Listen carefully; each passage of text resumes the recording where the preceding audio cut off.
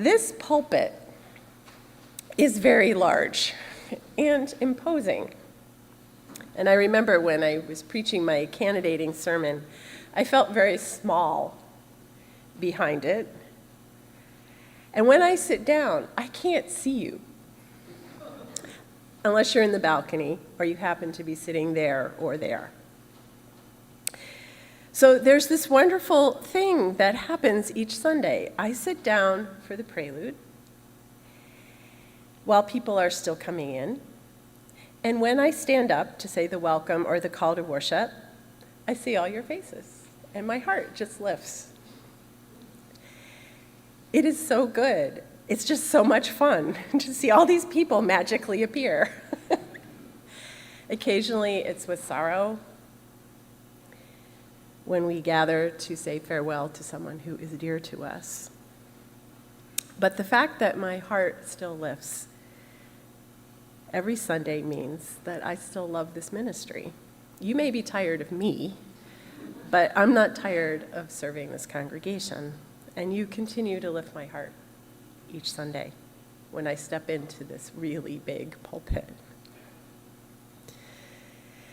So this year, I'm participating in a mentoring program for spiritual writing through the Collegeville Institute. And I had to submit my first essay the Monday before Thanksgiving. No stress. And I wrote it about stepping into this pulpit each Sunday and seeing all of your faces and how some of the faces are new. And I welcome you here and hope that you will find a home among us. Some faces I see only in memory and spirit. And I could go around the sanctuary and say their names, but I wouldn't want to miss anyone, and I really miss the presence of them. Because of the pandemic, I'm learning to imagine the faces of those of you who are attending from home. I can't see you, but I hope that you know that I keep you in my mind's eye as part of the company of gathered souls, all the saints by calling here. And mostly I see familiar faces, and I think about all the stories and the ways that you have accompanied each other and this congregation through so much, through heartbreak and loss and struggle, through joy and love, back and forth and up and down. I think about how precious that is, how rare that a group of people see each other through life over the long haul. Our society has come to specialize many things. We have groups for everything. Grief groups and new parent groups and book groups and social justice groups and support groups around all kinds of concerns and issues and conditions. And these are very important. They are helpful and they are needed. At the same time, they serve just one issue about us, or just one part about us in our lives. Here, it's different. We accompany each other through not just a crisis or one life change, a death or a devastating diagnosis, the end of a significant relationship or career, the arrival of a child, or the blessing of a marriage. We are part of each other's lives during the crisis or the change, but also in the before and in the after. As Jan Richardson writes, the world is always ending somewhere. And sometimes those are individual endings. And sometimes they are communal. For example, 9/11. Yet another mass shooting at a school, a nightclub, a store, or a pandemic. The world ends and life keeps going. We accompany each other and our larger world through that paradox. The world is ending and life continues. I shared a first draft of my essay about stepping into the pulpit and seeing all of you with my mentor, Michael. He said it was well written and publishable as is. He said it was lovely and sweet. And I said, but, and he said, yes, but, and gave me 2 pages of but. The upshot was that while the essay and my sentiments about this congregation I serve were indeed lovely and sweet, he felt that there really wasn't anything different in what I said from what any pastor would say about their congregation. He didn't see what was at stake gathering here each Sunday, and he described it as sounding like an episode of Cheers. I was like, what's wrong with that?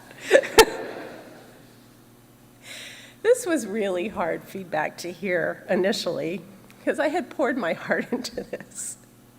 And it's been a long time since somebody critiqued my work like that. It was really a love letter to you. But after I got over being hurt and a little mad and feeling like a terrible writer, I reread the 2 pages of feedback. And he had been intrigued by a couple of things I barely touched on in the initial draft. I touched on how this congregation had evolved from our Puritan ancestors to who we are today and the thread that connected us. And I touched a little bit on why it matters that we're here, why it matters that we are this beloved community. What's at stake when we gather for worship, if not the shared belief of our salvation through faith in God? So for the next draft, I wrote about that, and I'm going to share with you some of what emerged. So I lead worship from this very traditional Protestant pulpit each Sunday, which does not accurately reflect at all the informality of this congregation and your warmth. It's meant for an authoritative preacher preaching the word to very attentive congregation, the word from on high. That's not me. And it certainly is not this congregation, but it once was. First Parish was founded in 1655 by Puritans in search of religious freedom and new farmland. And looking out the windows there, we can see the Forebearer Cemetery, where several of my predecessors in the pulpit now rest. Or not, as I imagine they would be shocked to see how the congregation has evolved over 367 years. With a woman preacher, only one of many unimaginable changes. Keeping the Sabbath was once the law in Massachusetts. Then it was a civic expectation, and now it's optional, competing with sports and sleeping in or family time. And I know that none of you would tolerate a 3-hour service in the morning with another in the afternoon. We get restless when we go over an hour, let's face it. And we do not share with our Puritan ancestors the sense that the salvation of our eternal souls is on the line. Theologically, our Puritan ancestors would be even more confounded. The congregation is not made up of committed Christians who center their lives on salvation through faith or their experience of God's grace. Rather, we gather as seekers and skeptics. Some of us are Christians or Christian-leaning, but we're also atheists and agnostics and Buddhists and Jews and pagans, and the much written about nuns and duns. That's N-O-N-E-S. But we are looking for a place to worship, even if we struggle with traditional organized religion. But even so, even with all these changes, there is a thread, a practice we keep that our Puritan forebears would recognize. We, like they, gather in Covenant. Yes! Saints by calling must have a visible political union among themselves, or else they are not a particular church. States the Puritans' 1648 organizing document, the Cambridge Platform. This form is the visible covenant, agreement, or consent, whereby they give up themselves unto the Lord, to the observing of the ordinances of Christ together in the same society. Covenant is an ancient practice. The Puritans picked up on it because it was in the Bible. It is traditionally between God and God's people. It's found in Genesis, it's found in Exodus, and it is found around Jesus' table at the Last Supper. And the Puritans' earliest covenant was simple.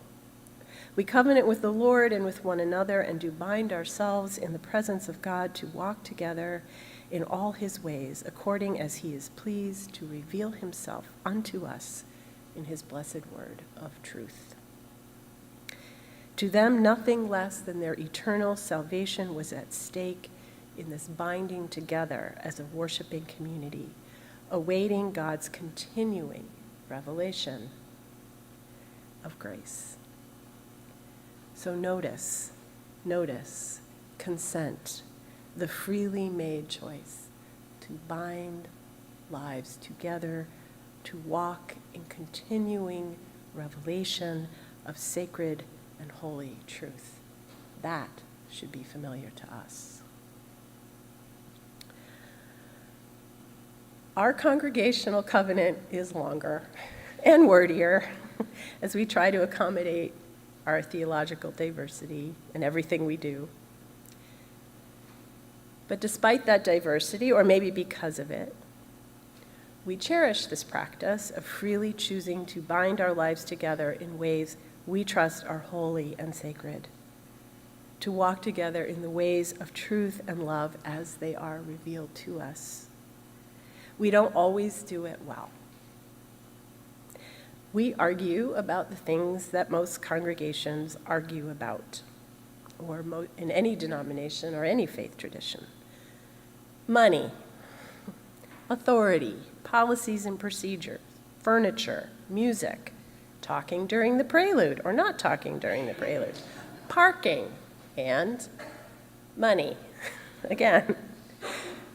But I have witnessed the ways our covenant helps us walk toward the community we promise to be when we might get bogged down in anxiety or endless debate, like when we chose to become a welcoming congregation for LGBTQIA+ individuals and their families, instead of worrying more about who we might offend in the town. Like when we chose to renovate our 1842 building to make it handicap accessible, instead of worrying about the cost so much. And how once we made that decision, how quickly we raised the money and how quickly we paid off the loan. It was quite amazing.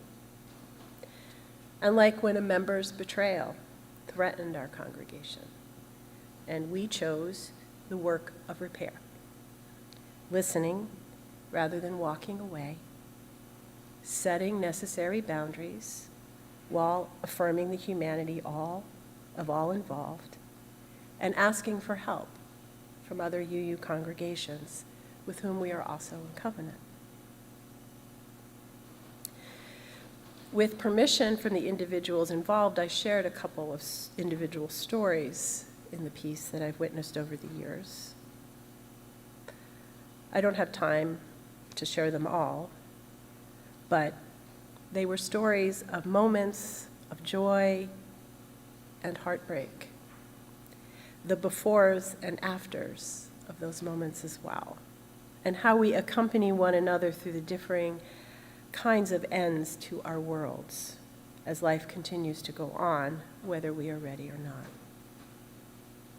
And we do this not just for one another, but in service to the larger community around us. in service to memory and hope. As I wrote in the piece, I know that these stories are not unique, and many pastors love their people the way I love you. But walking with this particular congregation, with all of you, makes visible for me God's love. For that is what God is for me, a larger spirit of love who holds us across time and death and the space between the stars, a mystery beyond our understanding that we still yet, or I know intimately too. I'm a universalist at heart. So walking with you makes visible to me not only God's love, but God's longing for us to recognize that we belong to one another, and we belong to life, and we belong to this world that we have been given, this beautiful creation that we have been given, and all of this is the stuff of our salvation. And I know salvation is not something that we talk about, at least not in terms of our eternal souls. But I've been thinking about it a lot. In the past few years, politics and the pandemic have estranged us from one another as citizens, as neighbors, even as family members. People are anxious, and they are angry, and they are afraid. And there is an undercurrent of hateful violence that breaks through again and again and again this week in Virginia. We are in need of rescue, salvation in the here and now, from our own worst tendencies, lest we destroy one another and the planet. When I step into the pulpit and I see all of you, when I imagine those of you attending from home, and I remember those souls who are with us in memory, all of you who have freely chosen to bind your lives and your stories to one another and to me, to walk together in our living and our dying, in our joys and our griefs, our questions and our struggles. I feel I have been entrusted with these tiny pearls of grace, of God's love for us imperfectly, achingly, and haphazardly embodied by us. And I string them on this thread we have inherited, binding us to a salvation we have already been offered, but rarely recognize. Who shall ascend into the hill of the Lord, or who shall stand in his holy place? There is no one but us.